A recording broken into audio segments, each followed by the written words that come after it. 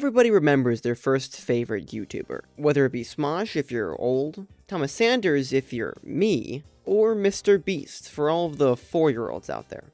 But most people will quickly grow out of their first YouTubers to broaden their horizons, looking at other creators. Maybe they'll see a Mark Rober video and go down the rabbit hole of edutainment videos. For me, well, I got into gaming YouTubers, your Point Crows and Small Ants. But then one day, I would find a YouTuber who would quickly become my favorite, and who would also change how I thought about YouTube. Oh my God. Fuck you, Doug. No, I fucking died! You just said I call myself Diablo, the cheater. Oh! Help us that crew! We just ordered a bucket. The kids, no! Jesus Christ! No! Bucket of chicken. I'm a god. I'm on Turn the Game into an interdimensional sex simulator powered by a fucking necromancer. I'm not gonna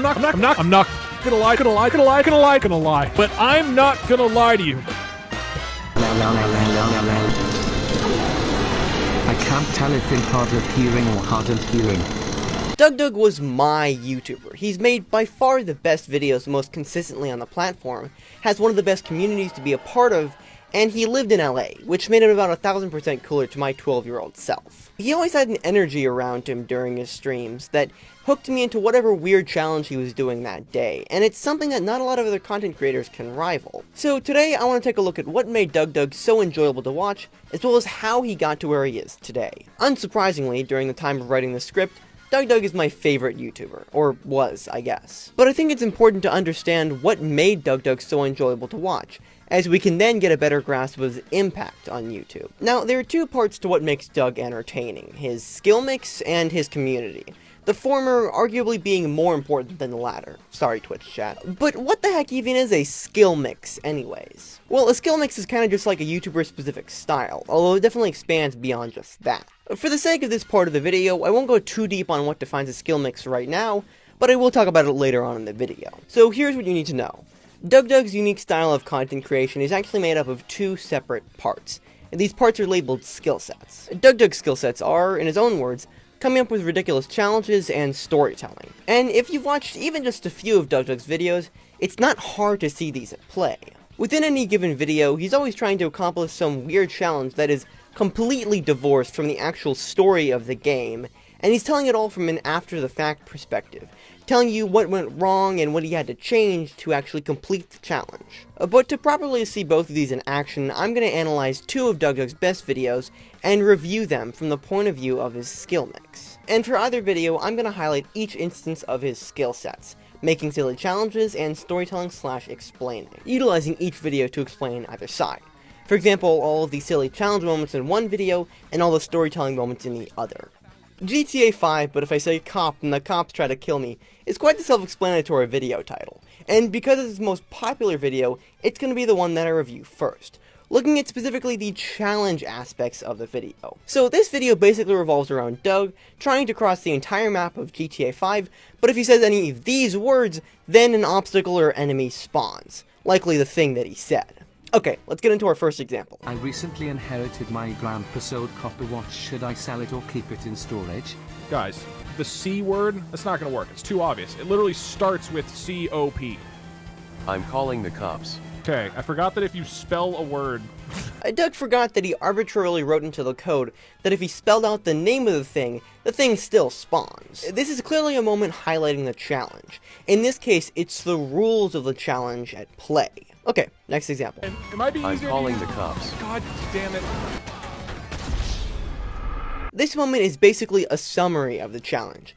Can Doug get around the map while so much shit is happening? And it's funny, but funny because of the inherent silliness of the challenge. If people are driving like total dumbasses, can I still survive in a golf cart? I literally got pinned to the wall by a cement truck. Oh, we're through. I am actually completely... This is yet another instance where Doug gets overwhelmed by the sheer amount of stuff happening on screen, again highlighting the challenge. Now, one of the big portions of the challenge is the text-to-speech donations that viewers can use, as Doug tries to respond to as many as possible. So most of the challenge actually revolves around Doug being able to spot when trigger words are used in TTS donations. I need help with my geography homework. What's the capital of Denmark? I don't even know. Copenhagen. Shit, no. I'm calling the cops. I need to cool down my screen's TV. hot. The screen's hot. Taking a screenshot. I would still like a copy of the code even if I tricked you. I can do that. I'm calling the cops. Apparently if you say, sorry for tricking you, I just become an idiot. They send you a raw kit of meat every week. Activating rocket launchers. What's the opposite of white hot? Black cold. Activating black hole. If cows could tell time, that Activating cows. I got a microbiology test tomorrow, and this one question was making me rage. how sweet. Do you know what Got a mycoplasma microbiology. is? Do you know what mycoplasm is? Ah, that had cop in it. I got lucky. I'm calling the cops. But that's only half of Doug's skill mix. So let's take a look at the kind of storytelling that DougDoug can do through another one of his videos. It's Smash Bros, but if I say any character's name then I die, doesn't really need an explanation either. But we're still dealing with the same kind of challenge as last time. This time, Twitch chat tries to get DougDoug to say any of the 82 characters' names from the game. But now let's focus on the storytelling elements, pointing out where developments happen in the story of the video. God, maybe this is it. Maybe it's just like a 10-minute challenge. You gotta ramp your game You up. just said Ike. Dumbass. So early on in the video, the story isn't as specific as it will be later on, but we get the first glimpses of what Doug saying like will be like later on in the video. You just said Ike. Dumbass. So it turns out that this challenge is not actually about playing Smash Bros. This is an advanced torture device to train my brain not to say the word like constantly. And it turns out I say the word like all the time. So it'll be interesting to see if this challenge can successfully beat this word out of my brain. God, it is gonna feel so good when I beat this shit. This is a pretty big storytelling shift for the video, as now it's not as much about not saying the characters' names, and way more about not saying one specific word. Like. And this explanation is immediately followed up with a music change, to signify Doug's locking back in to take another swing at this challenge. Yeah, has anybody been keeping track of the number of times I've lost to the L word? I'm not good at fighting games. I'm like very You just mediocre. said Ike. Dumbass. The queen is the worst part of the royal family. She is like P. No! You just said Ike. No, I'm so Dumbass. dumb! We don't need any more tourism, like in England. No! You just said Ike. God damn Dumbass. it! I cannot figure out what character sounds anything like canon. You just said Ike. God! You just said Ike. You just said Ike. You just said Ike. You just said Ike. Ike, Ike, Ike, Ike, Ike, Ike, Ike, Ike. So we've gotten the whole setup for the video at this point, and this montage is basically just paying off the explanation that he gave before this. From a simpler perspective, this montage is just a re-emphasizing of the not saying the word like challenge. Dude, this program is getting worse. I said look, I did not say Ike. So I just have to get better, faster than the program gets worse. And eventually we do it. Here, DougDoug is detailing a half-serious strategy he could use to beat the challenge, but it's still a storytelling moment as it progresses the story. I can feel myself getting better. My brain is getting dumber and thus smarter for this challenge. If you think about it, I just have to beat all of my mental energy into a pulp, so I'm too stupid to say anything. Following up with a plan to get smarter faster than the program gets dumber, Doug realizes that he also has to get dumber with the program to be able to overcome it. I have to be really careful with my words. Okay, this is it. I'm gonna use simpler English. Me enjoy. Me enjoy. Me good. Good enjoy. For one last time, Doug goes over the new plan, to use few, simple words instead of using actual English to beat the challenge.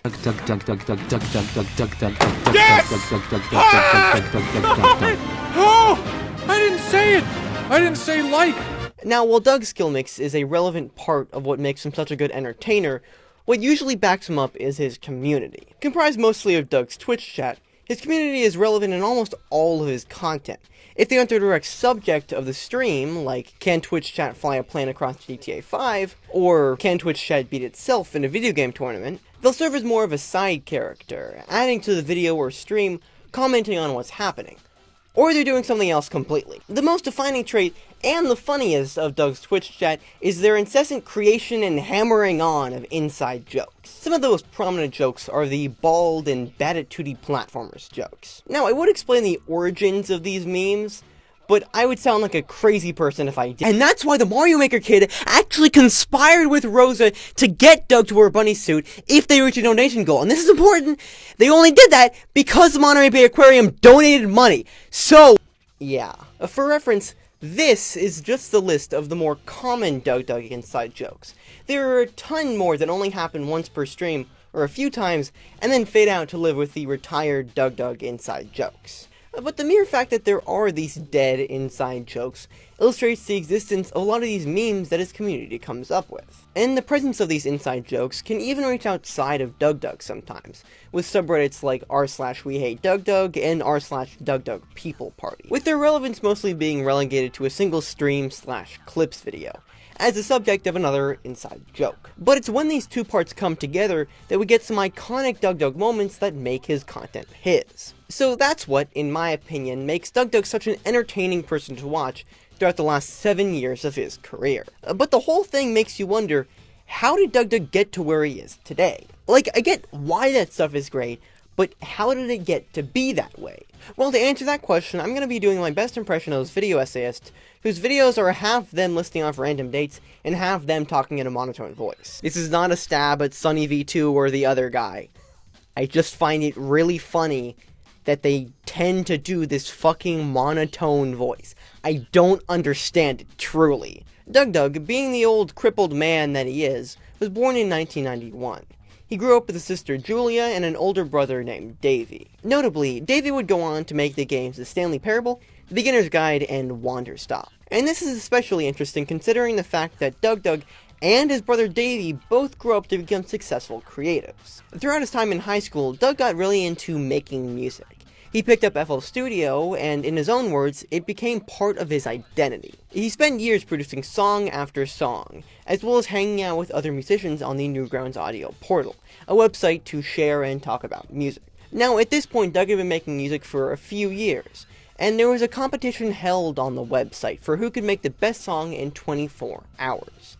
But I'll let Doug explain it in his own words. There was one time they did like a 24-hour competition. Can you make a song in 24 hours? And I was like, okay, this is my chance. Like, I'm going to take the whole weekend. I'm going to go fucking crazy on this. And I worked super hard and I made one of my best songs ever. And one of these other guys who was super talented it's like a forum basically, who was on this forum, he like made a post. He was like, oh my God, I forgot about this until 3 hours before, but I managed to crank this out. And it is one of the most beautiful songs I've ever heard in my life. And I remember that moment of being like, what the fuck? I worked so goddamn hard, and my thing doesn't, I mean, it's fine. It was good. It was a good piece of music. People listened to it and were like, oh, that's good. That's good.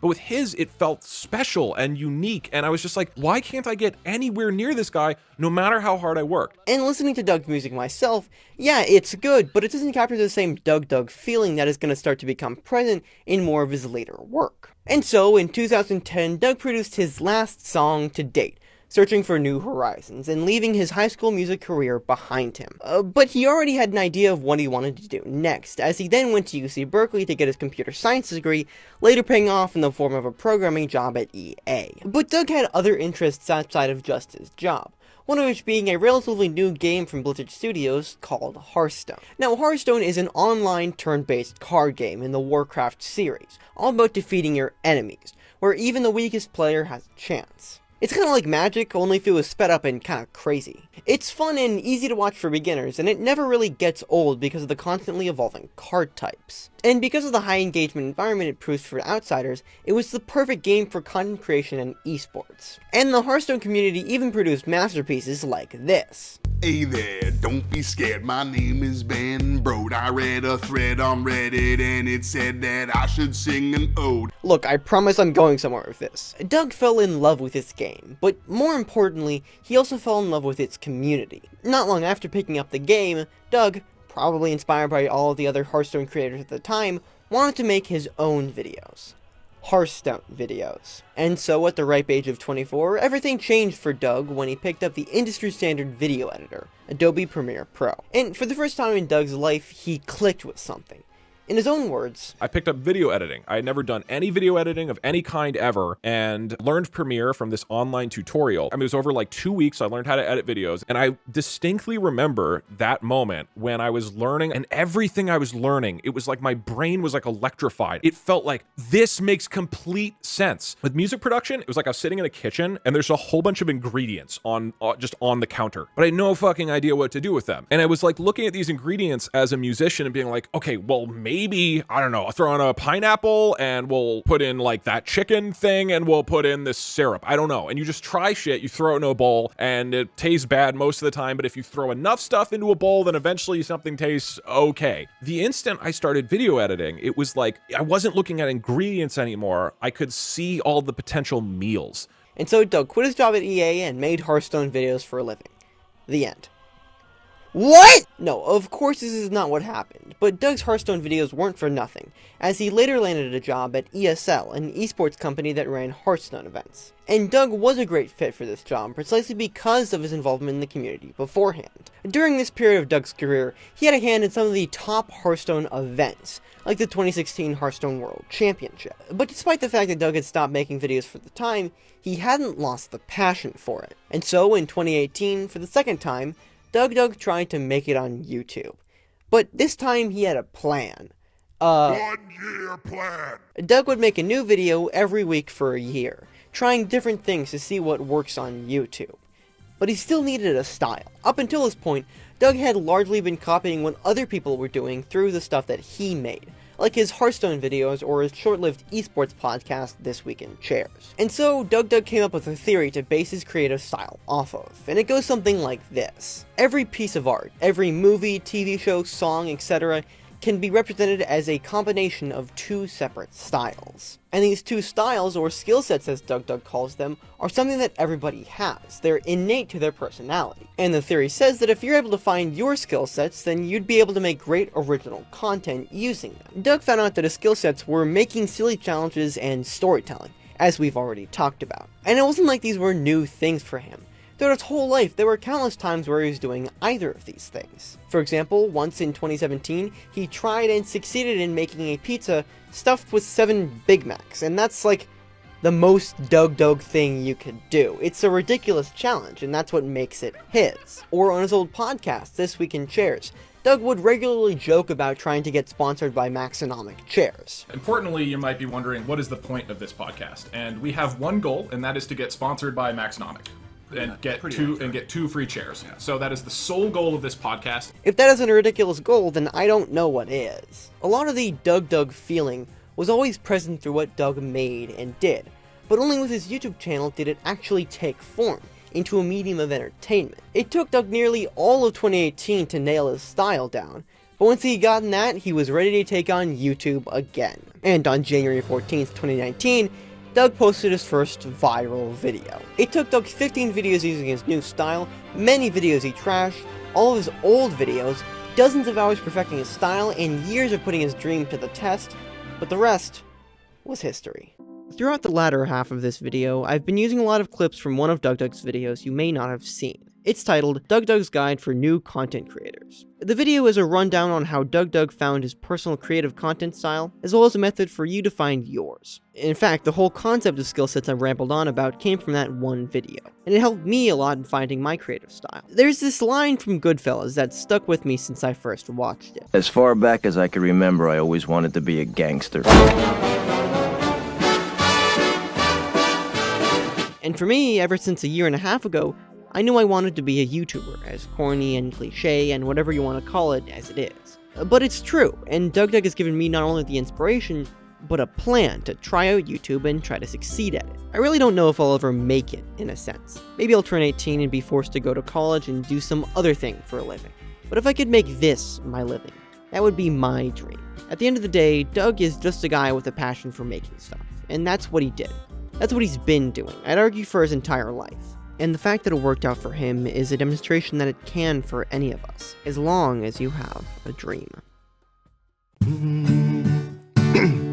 Oh, I thought I heard the old man say, leave her, Johnny, leave her, tomorrow you will will get your pay, and it's time for us to leave her. Leave her, Johnny, leave her. Oh, leave her, Johnny, leave her. For the voyage is long and the winds don't blow, and it's time for us to leave her.